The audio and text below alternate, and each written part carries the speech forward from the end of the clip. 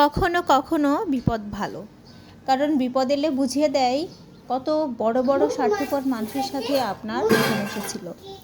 আর এই স্বার্থপর মানুষেরা শুধুমাত্র যে স্বার্থ সিদ্ধির জন্য আপনার সাথে মিশেছিল, একমাত্র বিপদ আসলেই আপনার সাথে ঠিক পাবেন।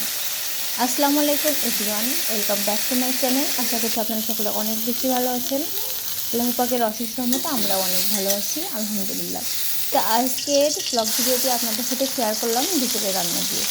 এই তো আজকে আমি দুপুরবেলাতে যে নতুন সবজি উঠেছিল ফুলকপি, আলু আর সাথে লাউ দিয়ে রান্না করে নিচ্ছি, একটা মাখো মাখো করে ডিমের ঝোল। আর ওদিকে রান্না করব লাল শাক ভাজি। এই তো আমি পেঁয়াজ, মরিচ এবং রসুন কুচিগুলোকে হালকা একটু ভেজে নিয়েছিলাম, আর সাথে দিয়েছিলাম সামান্য পরিমাণ জিরা। এতে কিন্তু লাল শাকের টেস্ট অনেক ভালো আসে। আপনারা যদি পারেন তো বাসায় ট্রাই করে দেখতে পারেন, অনেক ভালো লাগে এটা খেতে আর কি। তো এদিকে দুপুরে রান্না শেষ করতে না করতে দেখি বরমশাই চলে এসেছেন মাছ নিয়ে। তো কিছু করার নাই, রাগ করবো, মাছ কাটবো না, কী করবো? রাগ করে কী হবে, সে তো আর একা খাবে না, তাই না? আমিও তো খাবো, তো কী আর করার। তো মাছগুলো আমি অফ ক্যামেরাতে কিন্তু কেটে ধুয়ে সুন্দরভাবে পরিষ্কার করে ফ্রিজে রেখেছিলাম। এই তো একদম ফ্রেশ মাছ নিয়ে এসেছে। এই ছোটো ছোটো মাছগুলো কিন্তু অনেক বেশি সামির আব্বু পছন্দ করে, আর এই টাংরা মাছ কিন্তু আমার অনেক বেশি ভালো লাগে। তো এই ছোটো দুটা বাচ্চা নিয়ে মাছ পরিষ্কার করা, তাদের খাওয়ানো, গোসল করানো, নিজে গোসল করা, এতে কিন্তু আমার এই মাছ কাটতে কাটতে প্রায় 8:30 9টা বেজে গেছিলো রাত। কারণ মাছ কাটার ফাঁকা ফাঁকা আমি সবগুলি কাজ করে নিয়েছি। তো যে কথাটা বলছিলাম, মাঝে মাঝে কিন্তু বিপদ ভালো, আর বিপদ আসলে আপনি বুঝে যাবেন কে আপন কে পর। আর কাছের মানুষগুলো না, যেগুলো আপনাকে খুব বেশি ভালোবাসে সেগুলোকেও চিনতে পারবেন, আর যারা মুখোশধারী তাদেরকেও চিনতে পারবেন। কারণ বিপদ আসলে মুখোশধারী মানুষগুলো কিন্তু আপনার পাশে থেকে সরে যাবে, আর যেগুলো রয়ে যাবে সেগুলো কিন্তু আপনার প্রকৃত বন্ধু বা প্রকৃত আপনজন। তো এদিকে গল্প করতে করতে আপনাদের সাথে মাছ কাটতে বসে গেলাম। আজান দিচ্ছে, আজান শুনি আমরা সবাই।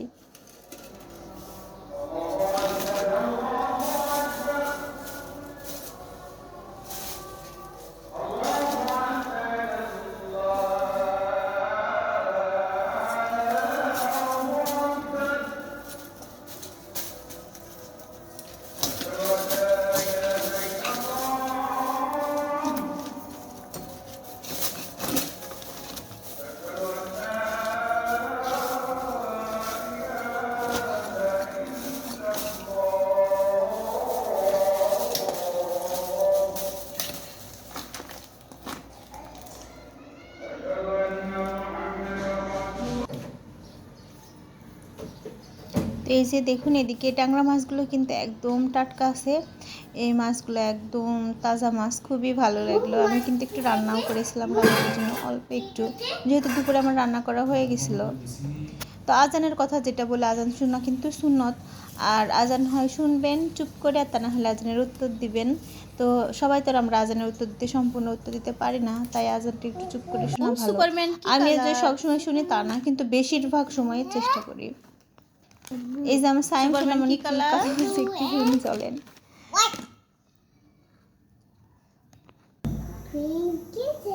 তো ওর আধো আধো কথাগুলো আমার এত বেশি ভালো লাগে, সে আর বলার মতো না। যদিও বা দুটা বাচ্চা নিয়ে আমি কিছু কিছু সময় অনেক বিরক্ত বোধ করি, কিছুই করার নেই। আলহামদুলিল্লাহ, আল্লাহ পাক আমাকে 2টি সন্তান দিয়েছেন। আমি সবসময় আল্লাহ তাআলার লাখ লাখ শুকরিয়া আদায় করি সব সময়। তো কষ্ট হোক, তারপরে কিন্তু অনেক আমি মজাও পাই, একটু বিরক্তও হই, আবার ভালোও লাগে, অনেক বেশি ভালো লাগে। এদিকে আমার সোনামণিটা কিন্তু কলার বড়া খেতে চেয়েছিল, রাব্বু নিয়েছিল, আসলে ওকে এমনি কলা খাওয়ার জন্য নিয়ে এসেছিল। তো সেই এসবগুলো বেশি পছন্দ করে, এই যে পিঠা টাইপের তেলে ভাজা যে পিঠা মিঠা, এগুলো বেশি ভালোবাসে। তো এদিকে আবার আমার মামনিটা একটু একটু করে হামাগুড়ি দেওয়ার চেষ্টা করছে। আমার বাচ্চাদের জন্য আপনারা সকলে অনেক বেশি দোয়া করবেন, আর সবার জন্য আমার পক্ষ থেকে অনেক দোয়ার ভালোবাসা রইল। এদিকে দেখুন আমার সাইম সোনা কী করেছে, ওর কিছু খেলনা এখানে সাজিয়ে রেখেছে।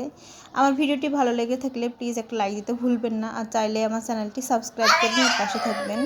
আজকের মতো এ পর্যন্তই, আল্লাহ হাফেজ, সবাই ভালো থাকবেন।